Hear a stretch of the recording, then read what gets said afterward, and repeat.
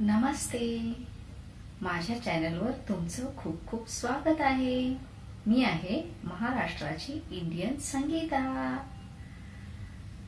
आजचा विषय आहे अध्यात्म म्हणजे काय. अध्यात्म म्हणजे डोळे मिटल्यावर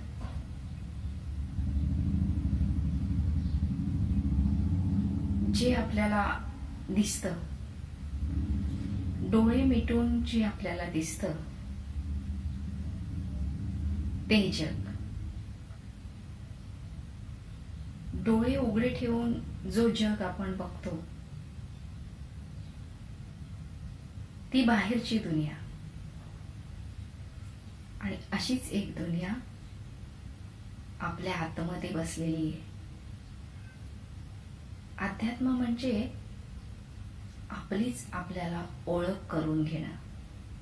हू एम आय, मी कोण आहे, मी का आले इथे, का मी जन्मते, का मी मरते, या प्रश्नांचं उत्तर शोधणं म्हणजे अध्यात्म. जेव्हा सगळ्या गरजा पूर्ण होतात तेव्हा माणसाला काही प्रश्न सतावतात आणि त्या प्रश्नांचा शोध जर घ्यायचा असेल तर आपल्याला अध्यात्माकडे वळलं पाहिजे. आणि अध्यात्माकडे वळणं म्हणजे नेमकं काय, तर मेडिटेशन करणं. मेडिटेशन केल्यानंतर आपल्या आतमध्ये जी दुनिया आहे तिची हळूहळू आपल्याला ओळख व्हायला लागते आणि आपल्याला एकटेपणा जाणवत नाही. कोणतरी आपल्या सोबत आहे सतत हे आपल्याला माहित होते. आणि आपल्याला हे माहित होते की ह्याच्या आधी आपण जे जगत होतो ते काही जगणं नव्हतं. आपल्या जगण्याचा खरा अर्थ आपल्याला कळतो, आपला जन्म घेण्याचा अर्थ आपल्याला कळतो. अध्यात्मामुळे आपल्या प्रश्नांची उत्तरं आपल्याला मिळतात, जशी मला मिळाली. आधी माझ्याकडे खूप प्रश्न होते आणि मी त्या प्रश्नाचा शोध घेत होते. मला समजत नव्हतं, सतत विचार करत होते, मी कोण आहे, माझा जन्म घेण्याचा उद्देश काय आहे, मी का इथे आले, हे जग म्हणजे काय, युनिवर्स म्हणजे काय, ब्रह्मांड म्हणजे काय, हे कुणी निर्माण केलं, खरंच देव आहे का, देव कुठे आहे, ही प्रश्न मला खूप सतावत होती. पण जेव्हा मी विपासना केंद्रात गेले, तुम्हाला कधीतरी मी सांगेन माझा विपासनाचा अनुभव. विपासना केंद्रामध्ये गेले आणि ते 10 दिवस मी फुल मेडिटेशन केलं आणि मला माझ्या प्रश्नांची उत्तरं मिळाली आणि खरं जगणं म्हणजे काय हे मला कळलं. म्हणून मला असं वाटतं का मेडिटेशन खूप खूप गरजेचं आहे. जेव्हा मी मेडिटेशन करत नव्हते तेव्हा एक वेळ अशी होती का विचार करून करून माझं डोकं फुटायची बारी आलेली. मला समजत नव्हतं का मी का करते हे, माझ्यावर जे लादलेली कामं आहेत मी का करते, मी इथे जन्माला का आली. सतत विचार येत होते, का विचार येतात हे समजत नव्हतं. पण आता तसं वाटत नाही. देव हे मानण्यामध्ये, देव म्हणजे तरी काय, जी महान व्यक्ती होऊन गेलेली आहेत, ज्यांना या ब्रह्मांडाचा अर्थ कळलेला आहे, ज्यांचा तिसरा डोळा उघडलेला आहे, ज्यांना आत्मज्ञान झालेलं आहे, ते महापुरुष त्या त्या काळी इतिहासात होऊन गेले. त्या लोकांनी त्यांना देव मानलं, म्हणून आज आपण त्यांना देव म्हणतो. कारण खरं जे काय आहे ते या ब्रह्मांडामध्येच लपलेलं आहे. म्हणजे आपलीच आपल्याला ओळख नाहीये अजून. म्हणजे आपण सुद्धा एक ब्रह्मांडच आहोत, एक ऊर्जा आहोत. त्या ऊर्जेचा वापर आपण जसा करायला पाहिजे तसा आपण करत नाही. हे आपण अध्यात्मामध्ये गेल्यावर समजतं. तुम्हाला माहिती असेल का नाही मला माहिती नाही, पण आपली जी ऊर्जा आहे ती 7 ऊर्जामध्ये वाटलेली आहे. 7 ऊर्जा म्हणजे त्याला चक्राच म्हणतात.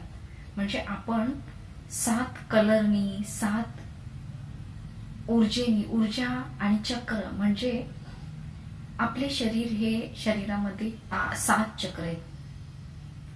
त्या चक्रांचा म्हणून बनलेला गोळा म्हणजे आपण आहोत.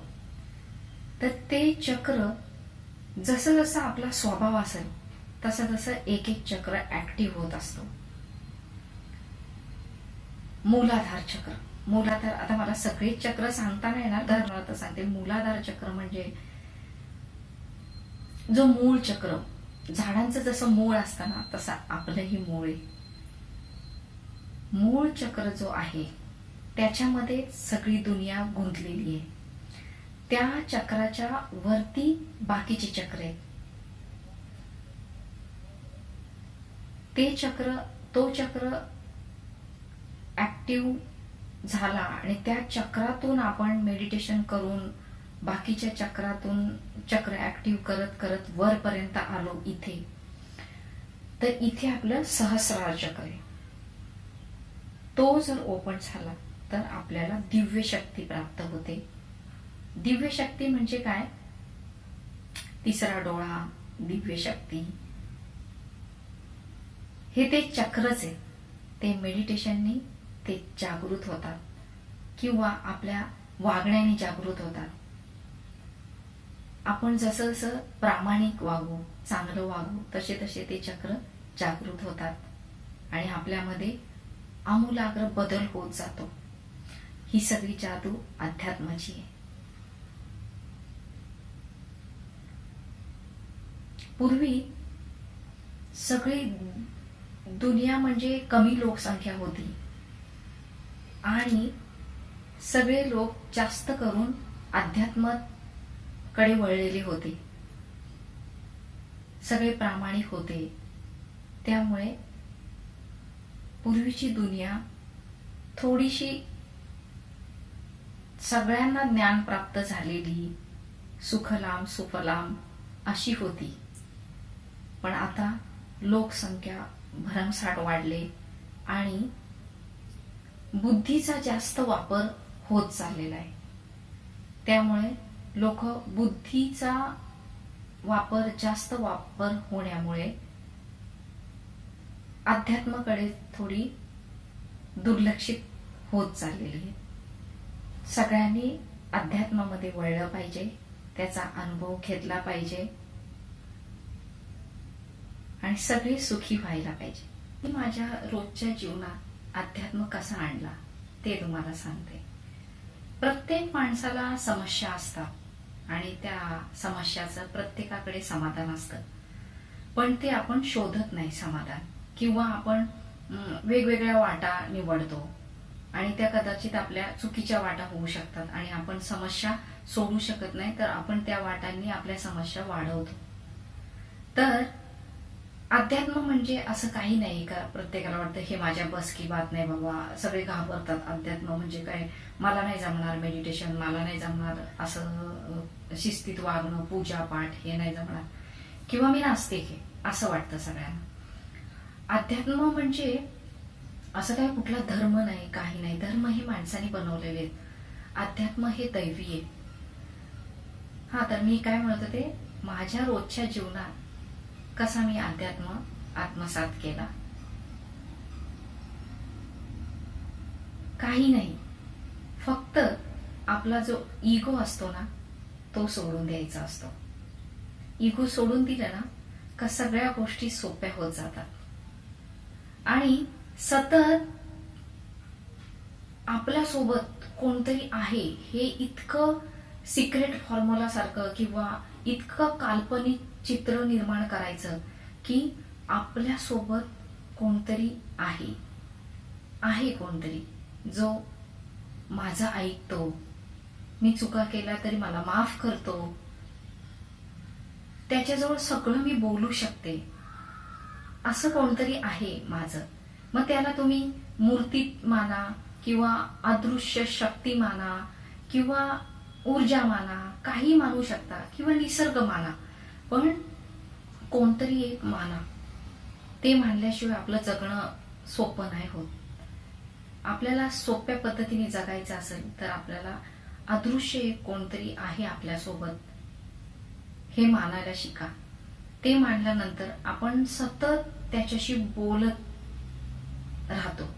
जे आपण विचार करतो ना तेच विचार आपण असं वाटतं का कोणाशी तरी आपण बोलतोय, आपण एकटे नाहीयेत. आपण चूक जरी केली तरी लगेच आपल्याला वाटतं की नाही आपल्या सोबत जे आहे ना अदृश्य काय शक्ती म्हणा, काही ज्याला मी मित्र मानलंय, मित्र माना, काही माना, देव माना, मित्र माना. जर तुम्ही देवाला नसेल मानत तर मित्र म्हणून माना. पण सतत माझ्यासोबत कोणतरी आहे आणि ते मला बघतंय. चुकले तर लगेच क्षमा मागा. कुणाशी कसं वागू तर त्यालाच विचारा का मी बरोबर वागते का, मी या माणसाशी बरोबर वागते का, मी बरोबर जगते का. सतत तुम्ही जे विचार करता ते असं विचार करा की जणू काही तुम्ही कुणाशी तरी बोलताय. आणि असं केल्याने काय होतं, तुमच्याच वागण्यात सुधारणा होते आणि तुम्ही नकळत इतके चांगले होऊन जाता, जगाला आवडत जाता तुम्ही. आणि तुमच्यातला तो बदल तुम्हाला पण आवडतो आणि तुम्हाला समजत नाही का तुम्ही एवढे चांगले कधी झालात आणि एवढे सुखी कधीपासून झालात. तुम्हालाच कळेल एक दिवस की अरे मला दुःख नाहीये, मी एकटी नाहीये. हे म्हणजे अध्यात्म कडे माणूस कधी वळतो जेव्हा त्याला मानसिक पीडा खूप व्हायला लागतात. तेव्हा मानसिक पीडा म्हणजे आजारपण दोन प्रकारचे असतात, एक मानसिक आजार आणि एक शारीरिक आजार. तर शारीरिक आजाराचे औषध उपचार आहेत. शारीरिक आजार डॉक्टरांना समजतात, डॉक्टर लगेच त्याचे उपचार करू शकतात. पण मानसिक आजार असा आहे की त्याचं औषध डॉक्टरांकडे नाही. त्याचं औषध हे फक्त अध्यात्माकडे आहे किंवा आपल्याकडे आहे. अध्यात्म म्हणजे असं नाहीये की पूजाच करा, देवाची भक्ती करा, असं काहीच नाहीये. आता उदाहरण द्यायचं म्हटलं तर कोणी माणूस समोर कसाही वागला तर आपल्याला फरक नाही पडला पाहिजे. आणि तो जो बदल होतो तो अध्यात्माच्या मार्गाने आपल्यामध्ये होतो. कारण आपल्याला खरी दुनिया समजलेली असते. आता गौतम बुद्धाच्या काळात गौतम बुद्धांच्या बाबतीत एक गोष्ट घडलेली, एक घटना घडलेली. गौतम बुद्धांकडे सगळे शिष्य यायचे ज्ञान प्राप्त करण्यासाठी. तेव्हा एक जो माणूस असतो तो खूप प्रयत्न करतो पण त्याला ज्ञान प्राप्त होत नाही. मग तो खूप वर्षांनी प्रयत्न करून पण ज्ञान प्राप्त नाही होत. तेव्हा तो गौतम बुद्धावर चिडतो आणि त्यांच्यावर थुंकतो, त्यांना शिव्यांचा भडीमार करतो, खूप राग करतो, खूप शिव्या देतो, भलं बुरं बोलतो आणि निघून जातो. तर हे पाहून शिष्यांना खूप राग येतो. दुसऱ्या गौतम बुद्धांना ते म्हणतात का तुम्ही त्या माणसावर का रागावले नाही, तो खूप वाईट वागला तुमच्यासोबत, तुमचं काहीच चुकलं नव्हतं, तुम्ही त्याला काहीच त्रास दिला नव्हता, मग तुमच्यावर तो काय एवढा रागावून गेला आणि तुम्ही का त्याला प्रत्युत्तर दिलं नाही. तेव्हा गौतम बुद्ध म्हणतात का मी त्याचं शिव्या स्वीकारल्याच नाही. तर त्याशिवाय पुन्हा त्याच्याकडेच गेल्या ना. आता उदाहरणार्थ पटवून द्यायचं म्हणजे एखाद्या माणसाने आपल्याला गिफ्ट आणलं आणि ते गिफ्ट आपल्याला देऊ केलं आणि आपण ते गिफ्ट घेतलंच नाही, तर त्या गिफ्टचं तो काय करेल? तो परत घेऊन जाईल ना गिफ्ट. तशीच ही गोष्ट आहे. जेव्हा आपण एखाद्या माणसाने आपल्याला राग व्यक्त केला, शिव्या दिल्या, वाईट म्हटलं, तर आपण ते स्वीकारलंच नाही, तर ते पुन्हा त्याच्याकडेच जाणार ना. हे असं वागणं म्हणजे अध्यात्माकडे वळणं, इगो सोडून देणं. अध्यात्माच्या मार्गाने जे आपण दैविक एनर्जी जो वरून सोर्स येतो, त्या सोर्सची जी आपण कनेक्ट होतो आणि ती अनुभूती जी आपल्याला येते, त्यांनी आपल्याला प्रेम म्हणजे काय ते समजतं. आधी आपल्याला प्रेम म्हणजे ह्युमन लेवलवर आपल्याला माहिती असतं. प्रेम म्हणजे कोणाला माहिती असतं का नुसतं प्रेम म्हणजे नुसतं प्रेमी कपल असतात ना, मुलगा मुलगी, ह्यांचं म्हणजे प्रेम. किंवा दुसऱ्या लेवलमध्ये लोकांना माहिती असतं आई वडील बहीण भाऊ ह्यांच्यावर करणं म्हणजे प्रेम. पण अध्यात्मामध्ये जेव्हा आपण शिरतो आणि त्या वरच्या एनर्जीशी कनेक्ट होतो, ती दैवी शक्ती त्याच्याशी जेव्हा आपण एकरूप होतो, तेव्हा आपल्याला प्रेमाचा खरा अर्थ कळतो. आणि आपण म्हणजे प्रेम म्हणजे आपण सगळ्या प्राणी मात्रावर, अख्ख्या जगावर प्रेम करायला शिकतो. म्हणजे हे विश्वची माझं घर. तेव्हा आपल्याला कळतं म्हणजे भारत देश म्हणजेच माझा देश असा नाही. भारत देशापुरती प्रेम नाही, महाराष्ट्रापुरती प्रेम नाहीये, की स्त्री जातीपुरती प्रेम नाही, किंवा बहीण भावाचं प्रेम नाही. प्रेम खूप पलीकडची गोष्ट आहे. म्हणजे अख्ख्या ब्रह्मांड हे माझं आहे आणि अख्ख्या ब्रह्मांडावर माझं प्रेम आहे.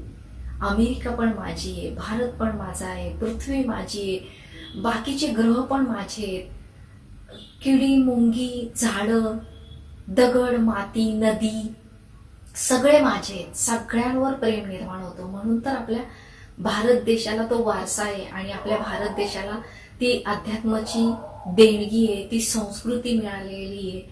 आपल्याला कदाचित बाहेरचे लोक पूर्वी हसायचे का ह्या भारत देशामध्ये काय, नागाला पण पुजतात, माकडाला पण पुजतात, हत्तीला पुजतात, कुत्र्याला पुजतात, नदीला पुजतात. पण का?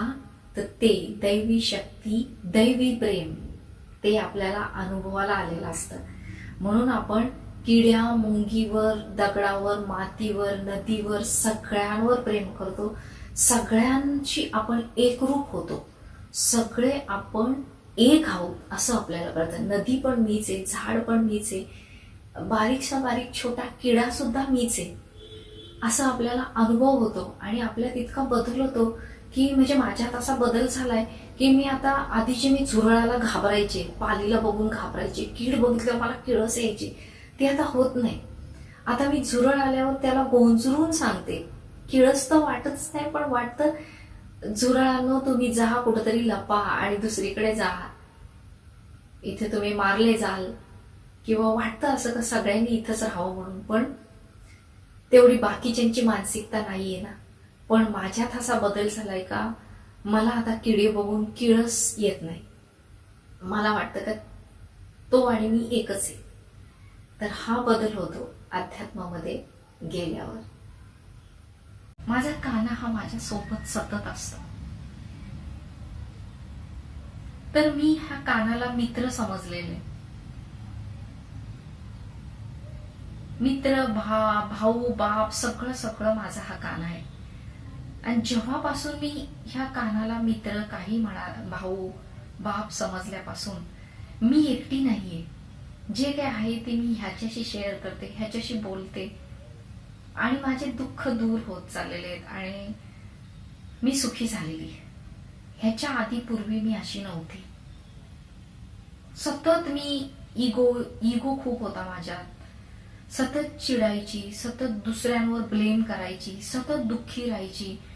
मिळाल्यामध्ये समाधान मला मिळत नव्हतं. मला समजत नव्हतं मी असं का होत होते. पण आता तसं नाही. आता मी खूप खूप खूप सुखी आणि आनंदात आहे.